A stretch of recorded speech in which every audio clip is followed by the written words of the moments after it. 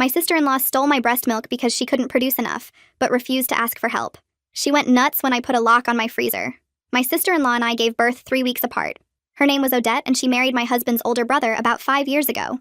We were never close, but we were cordial at family events. When we found out we were both pregnant at the same time, everyone said it was fate, and our children would grow up like siblings.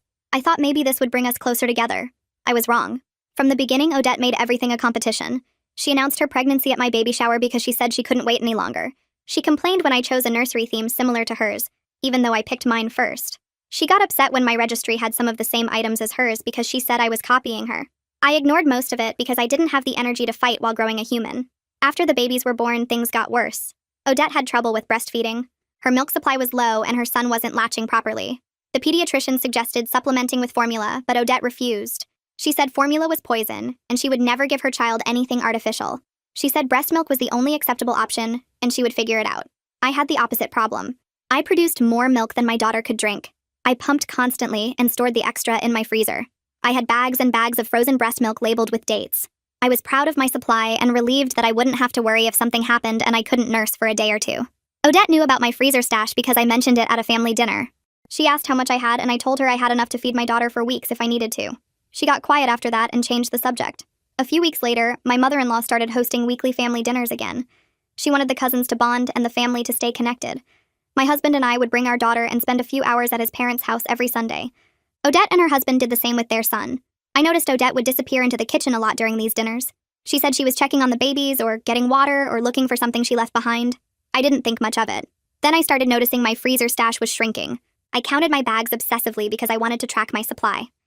Every Monday morning after Sunday dinner, I would find fewer bags than I remembered. At first, I thought I was miscounting. Then I thought maybe my husband used some without telling me. He said he didn't. I thought maybe I was losing my mind from sleep deprivation. The bags kept disappearing, 5 or 6 at a time, always after Sunday dinners. I mentioned it to my husband, and he said I was probably just using more than I realized. I knew I wasn't. I knew exactly how much my daughter ate and how much I pumped, and the math wasn't adding up.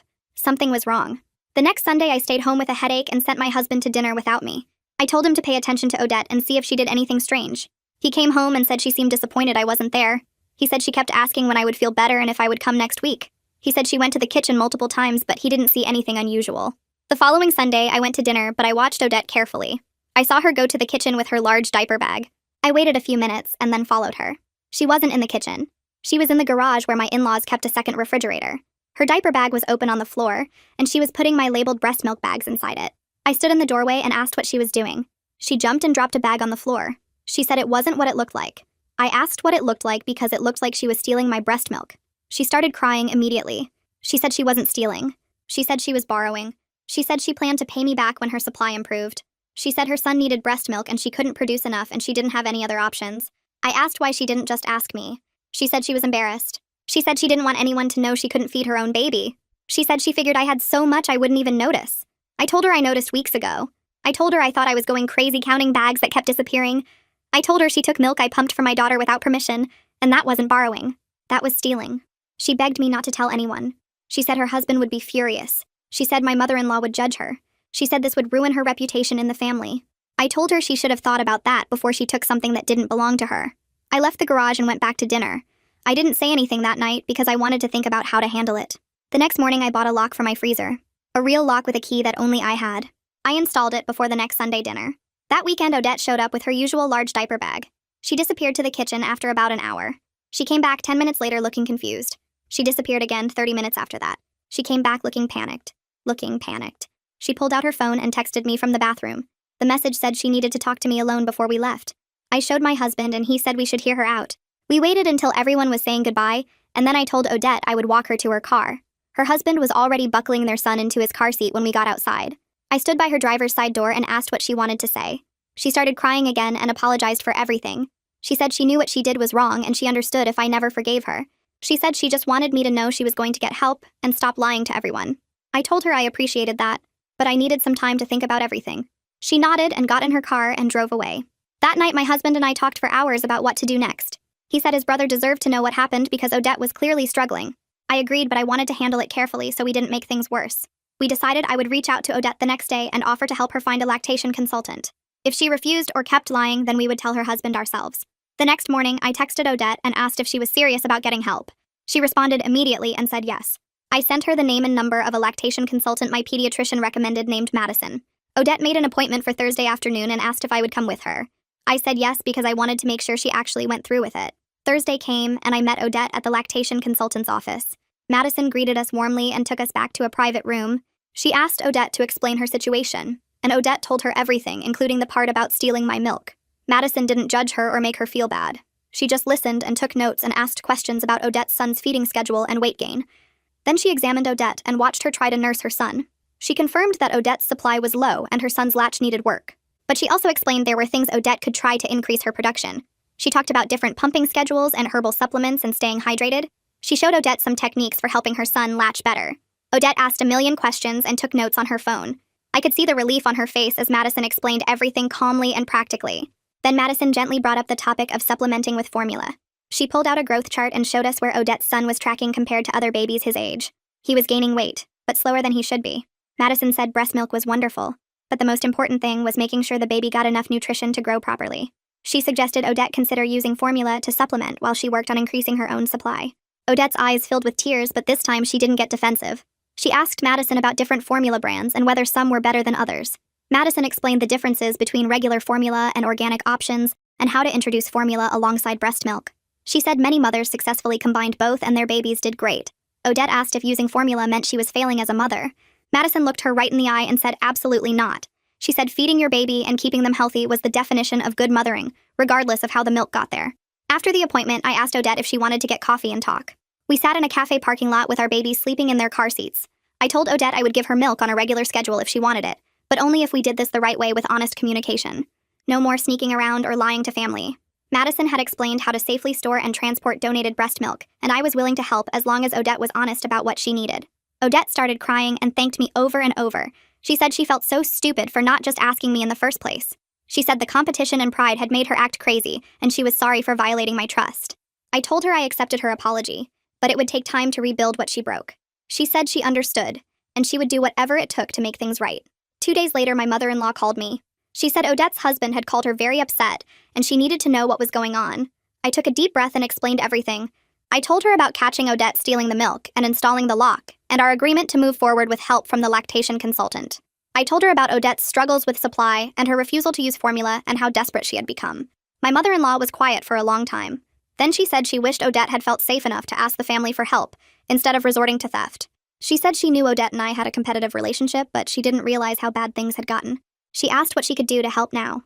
I told her the best thing she could do was support Odette without judgment, and maybe talk to her about why she felt so much pressure to be perfect. The next Sunday dinner was tense at first. Everyone knew something had happened, but only a few people knew the details. We all sat down to eat and made small talk about the babies and the weather. Then my mother-in-law stood up and cleared her throat. She said this family needed to work on communication and supporting each other instead of competing.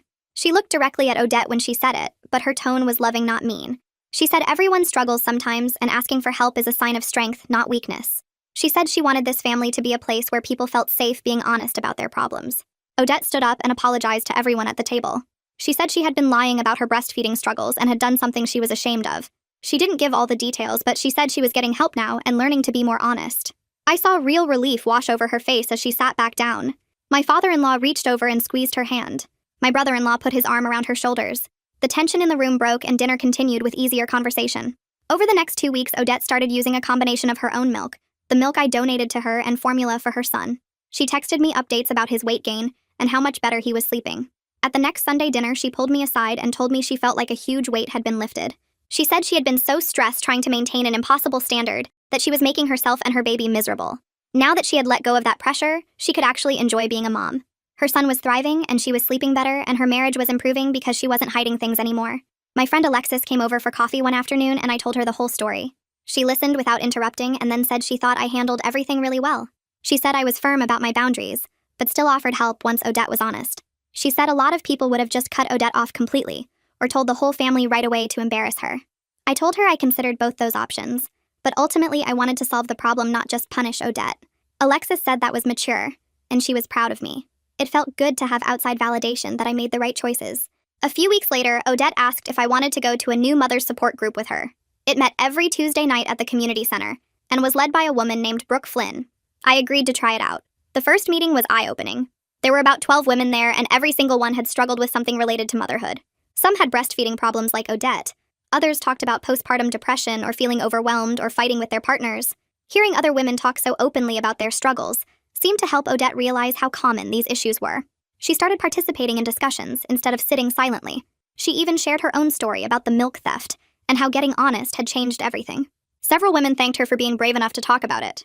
One evening, my brother-in-law stopped by my house without calling first. He said he wanted to thank me privately for forcing everything into the open. He said he had no idea how much pressure Odette was putting on herself or how much she was hiding from him.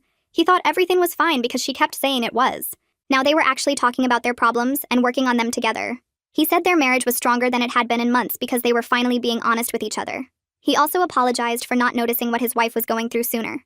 I told him it wasn't his fault, and the important thing was they were dealing with it now. Madison scheduled a follow-up appointment 6 weeks after the first visit. She weighed Odette's son and measured him and checked his development. She was pleased with his progress and told Odette she should be proud of the work she had done.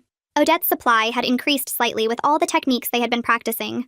More importantly, Odette seemed genuinely happy and relaxed for the first time since I had known her. She laughed during the appointment and joked with Madison about how much easier everything felt now that she had let go of trying to be perfect. Madison said that was the real victory. 2 months passed and things between Odette and me kept getting better. One Tuesday afternoon, she texted asking if I wanted to take the babies to the park together. I said yes, and we met at the big park near her house that had the nice playground. We spread blankets on the grass under a tree and set the babies down with some toys.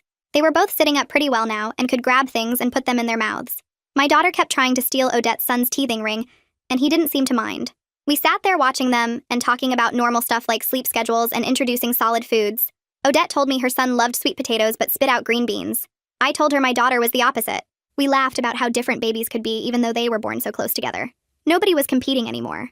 We were just two tired moms sharing stories about our kids. I realized somewhere during that afternoon that we were becoming actual friends, instead of just relatives who had to get along at family dinners. It felt nice to have someone going through the same things at the same time.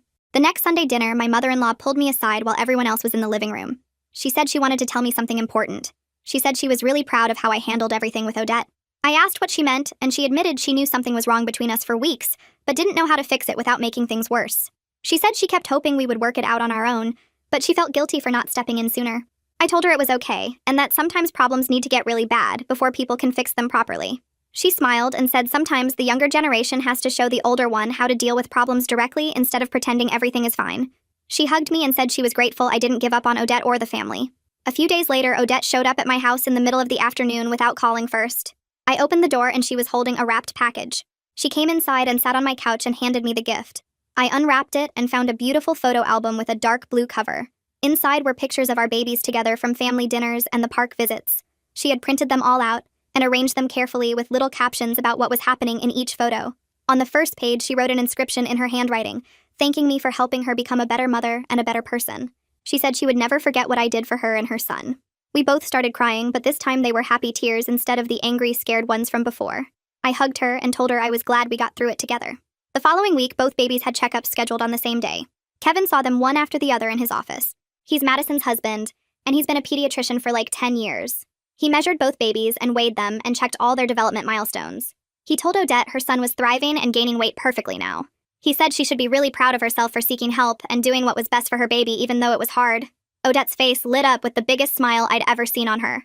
She thanked him about 5 times before we left. Sunday dinners became something I actually looked forward to instead of dreading. Odette and I would swap baby clothes that our kids had outgrown. She gave me a bunch of cute onesies her son couldn't wear anymore, and I gave her some dresses my daughter had only worn once. Our husbands started joking about how their wives finally got along after all those months of tension. My father-in-law said the babies really were growing up like siblings, just like everyone predicted back when we were both pregnant. 3 months after the whole freezer lock situation, I noticed I was pumping less milk. My daughter was eating more solid foods now and nursing less often. I still had extra milk most days, but not the huge amounts from before. Odette was still accepting donations from me when I had extra, and she always thanked me like it was the biggest gift in the world. But now she was also bringing me things to help me out. She made freezer meals for my family twice a month and dropped them off with cute labels on each container. She offered to babysit my daughter whenever I needed a break or wanted to go out with my husband. At the Tuesday support group meeting, Odette raised her hand during sharing time. Brooke called on her and Odette told everyone her story about stealing my breast milk and how finally admitting her struggles changed everything. She talked about how scared she was to ask for help and how much better life got once she stopped trying to be perfect. Several other mothers in the group thanked her afterwards for being so honest. They said they had been hiding similar problems and felt less alone hearing her story. Brooke pulled Odette aside after the meeting and asked if she would be willing to mentor new mothers who joined the group and were struggling with supply problems. Odette agreed right away. 4 months later, our families were closer than we'd ever been, and both babies were healthy and happy. Odette and I could actually laugh about the whole situation now. She joked that I should have installed that freezer lock weeks earlier and saved everyone a lot of drama. We started planning a joint first birthday party for the babies since their birthdays were only 3 weeks apart. We argued about whether to do a farm theme or a woodland creatures theme, but it was friendly arguing, not the mean competitive stuff from before. Then we got into a debate about who could make the better smash cake for the babies to destroy. My husband rolled his eyes and said, "Here we go again," but he was smiling. Life was really good now.